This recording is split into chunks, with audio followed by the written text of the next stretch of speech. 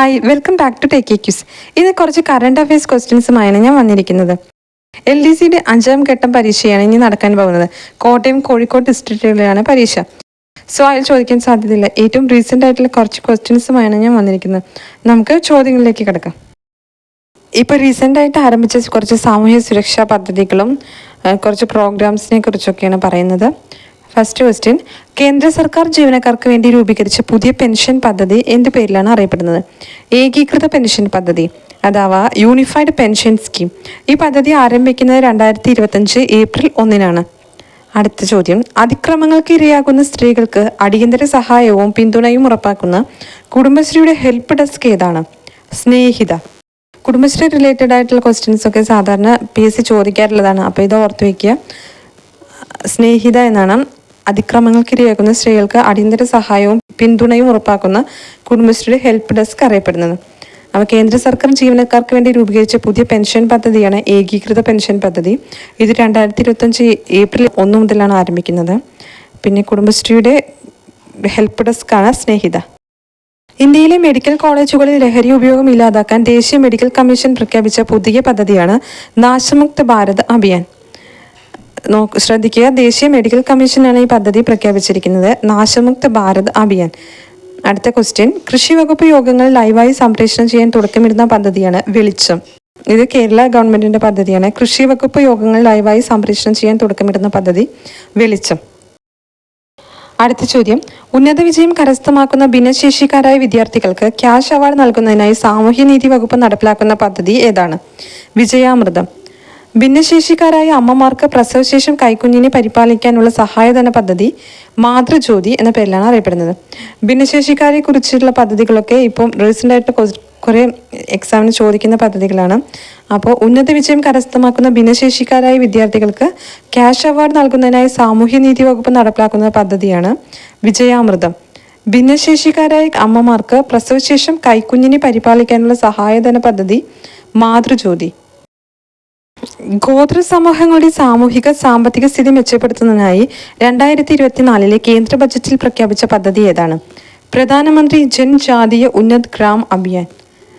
ഗോത്ര സമൂഹങ്ങളുടെ സാമൂഹിക സാമ്പത്തിക സ്ഥിതി മെച്ചപ്പെടുത്തുന്നതിനായി 2024 കേന്ദ്ര ബജറ്റിൽ പ്രഖ്യാപിച്ച പദ്ധതിയാണ് പ്രധാനമന്ത്രി ജൻജാതീയ ഉന്നത് ഗ്രാം അഭിയാൻ. അടുത്തത്, ജീവിതശൈലി രോഗങ്ങളെ വരുതിയിലാക്കാനുള്ള ഹോമിയോപ്പതി വകുപ്പിന്റെ പദ്ധതിയാണ് ആയുഷ്മാൻ ഭവ. ആയുഷ്മാൻ ഭവ. ജീവിതശൈലി രോഗങ്ങളെ വരുതിയിലാക്കാനുള്ള ഹോമിയോപ്പതി വകുപ്പിന്റെ പദ്ധതിയാണ് ആയുഷ്മാൻ ഭവ. അടുത്ത ക്വസ്റ്റ്യൻ, ഓൺലൈൻ വഴി വരുന്ന വ്യാജവാർത്തകൾ പ്രതിരോധിക്കാൻ വേണ്ടി 5 മുതൽ 10 വരെ ക്ലാസ്സുകളിലെ കുട്ടികൾക്ക് നൽകുന്ന പ്രത്യേക ഡിജിറ്റൽ സാക്ഷരതാ പരിശീലന പരിപാടിയാണ് സത്യമേവ ജയതേ. പദ്ധതി നടപ്പിലാക്കുന്നത് കൈറ്റ് കേരളയാണ്. ഓൺലൈൻ വഴി വരുന്ന വ്യാജവാർത്തകൾ പ്രതിരോധിക്കാൻ വേണ്ടി 5 മുതൽ 10 വരെ ക്ലാസ്സുകളിലെ കുട്ടികൾക്ക് നൽകുന്ന പ്രത്യേക ഡിജിറ്റൽ സാക്ഷരതാ പരിശീലന പരിപാടി സത്യമേവ ജയതേ. കൈറ്റ് കേരളയാണ് ഈ പദ്ധതി നടപ്പിലാക്കുന്നത്.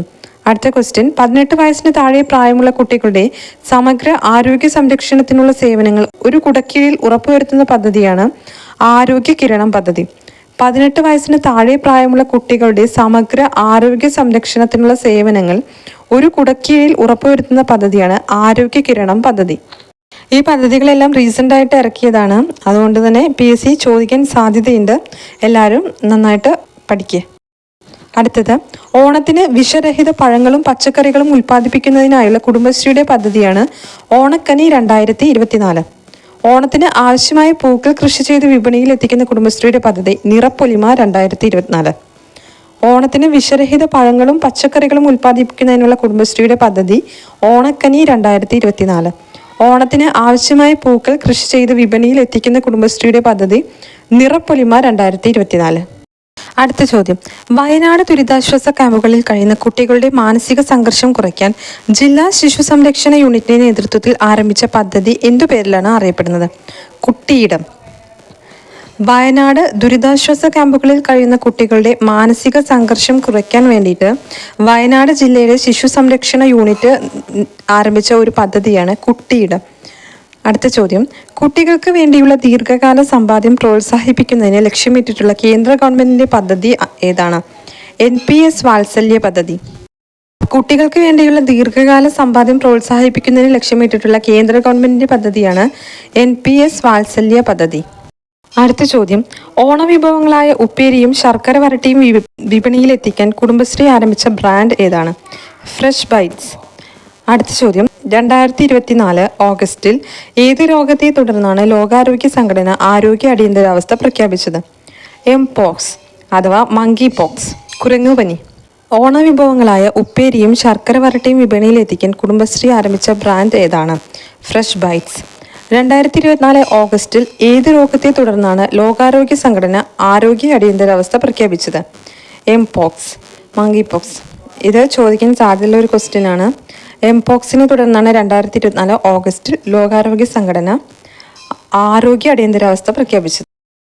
മസ്തിഷ്കാഘാതം വന്നവരുടെ കൈകളുടെ ചലനശേഷി വീണ്ടെടുക്കുന്നതിനായി മദ്രാസ് IITയും വെല്ലൂർ ക്രിസ്ത്യൻ മെഡിക്കൽ കോളേജും ചേർന്ന് വികസിപ്പിച്ച റോബോട്ട് ഏതാണ്? പ്ലൂട്ടോ. വിദ്യാർത്ഥികളിൽ സംരംഭകത്വ സംസ്കാരം വളർത്തുക എന്ന ലക്ഷ്യത്തോടെ കേരളത്തിലെ വിദ്യാഭ്യാസ സ്ഥാപനങ്ങളിൽ വ്യവസായ വകുപ്പ് ആരംഭിച്ച പദ്ധതി ഏത്? Dream tester.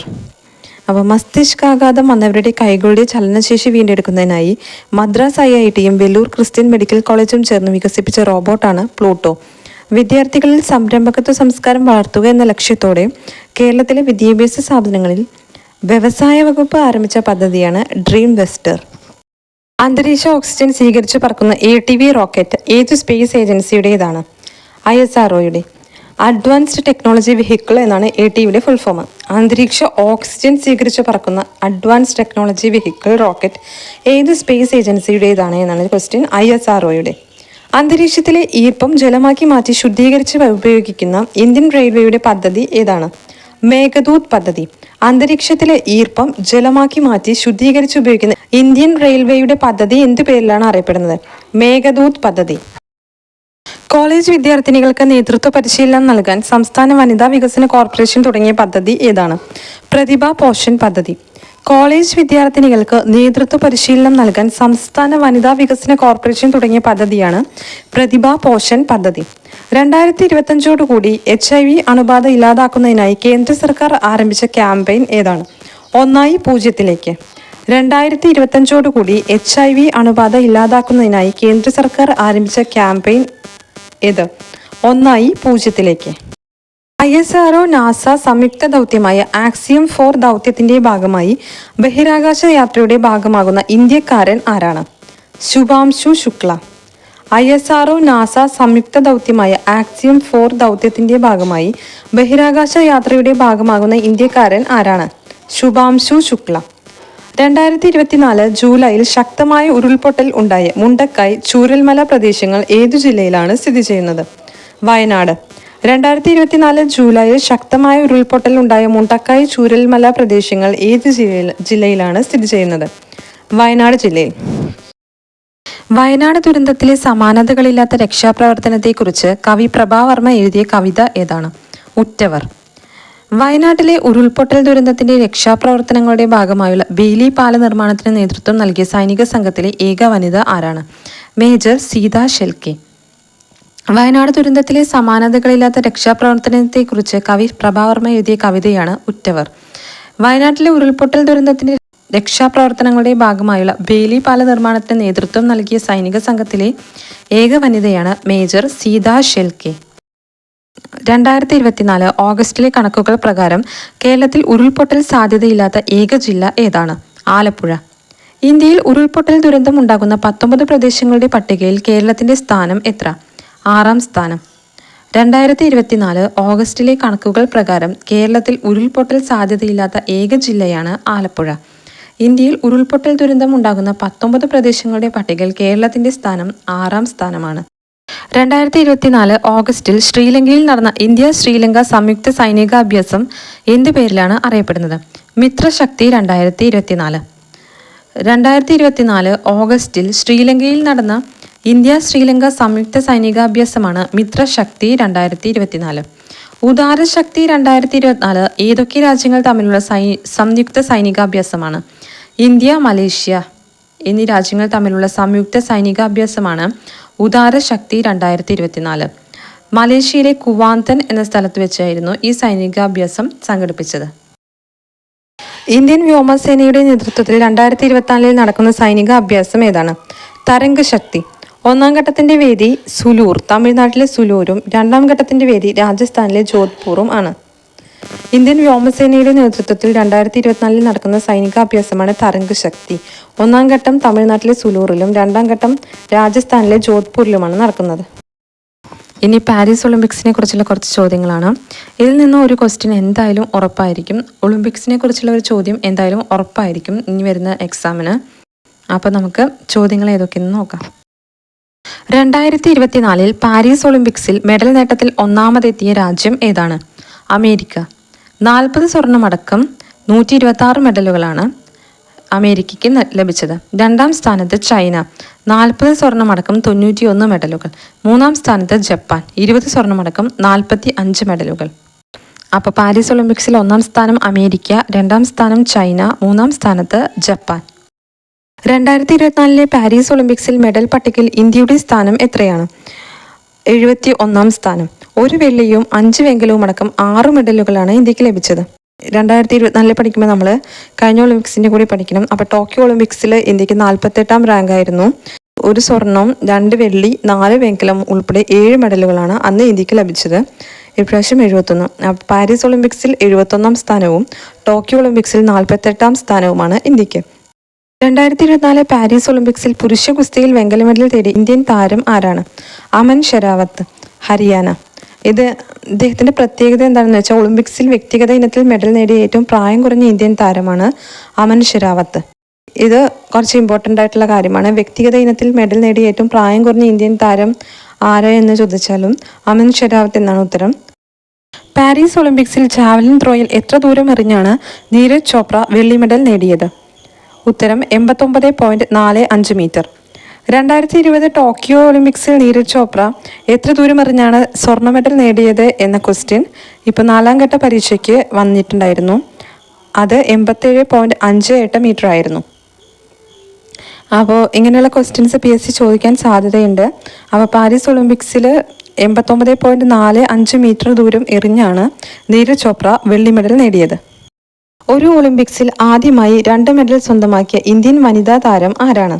മനു ഭാക്കർ, ഹരിയാന സ്വദേശിയാണ് ഇവർ.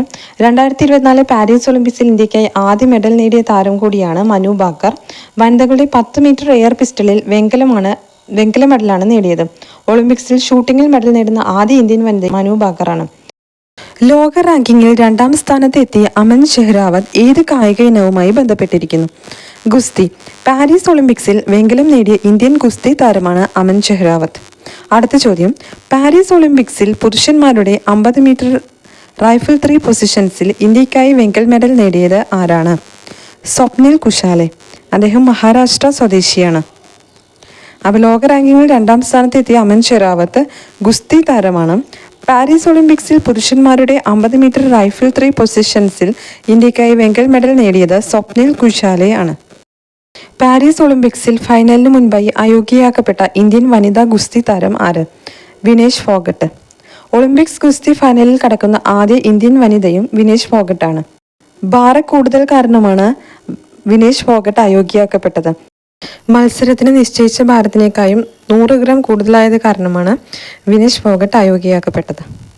ഇത് ഒരുപാട് വാർത്താ പ്രാധാന്യം നേടിയ ഒരു വിഷയമാണ്. അപ്പോൾ PSC ചോദിക്കാൻ സാധ്യതയുണ്ട്. സോ എല്ലാവരും ഓർത്ത് വയ്ക്കുക.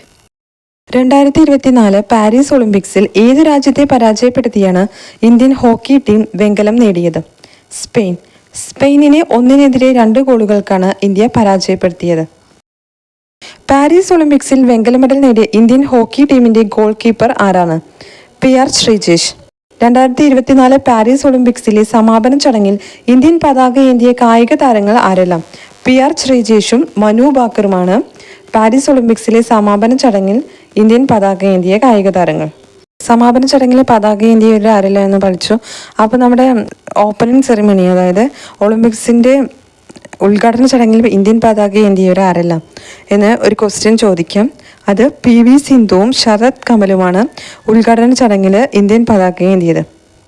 പാരീസ് ഒളിമ്പിക്സിൻ്റെ ഉദ്ഘാടന ചടങ്ങിൽ ഇന്ത്യൻ പതാക ഏന്തിയവർ ആരെല്ലാം എന്ന് ചോദിച്ചാൽ PV Sindhu and Sharath Kamal. 2 Olympic medal നേടിയ ഒരേ ഒരു മലയാളി ആരാണ്? PR ശ്രീജേഷ്. 2 ഒളിമ്പിക് മെഡൽ നേടിയ ഒരേയൊരു മലയാളി PR ശ്രീജേഷ് ആണ്. അടുത്ത ചോദ്യം. 9 തവണയും സ്വന്തം റെക്കോർഡ് തിരുത്തിക്കൊണ്ട് പാരീസ് ഒളിമ്പിക്സിൽ സ്വർണം നേടിയ അർമാൻഡ് മോണ്ടോ ഡുപ്ലാന്റിസ് ഏത് കായിക ഇനവുമായി ബന്ധപ്പെട്ടിരിക്കുന്നു? Pole vault. സ്വീഡൻ സ്വദേശിയാണ് ഇദ്ദേഹം. ഒളിമ്പിക്സ് ഷൂട്ടിങ്ങിൽ 10 metre air pistol mixed team ഇനത്തിൽ വെങ്കലം നേടിയത് ആരെല്ലാം?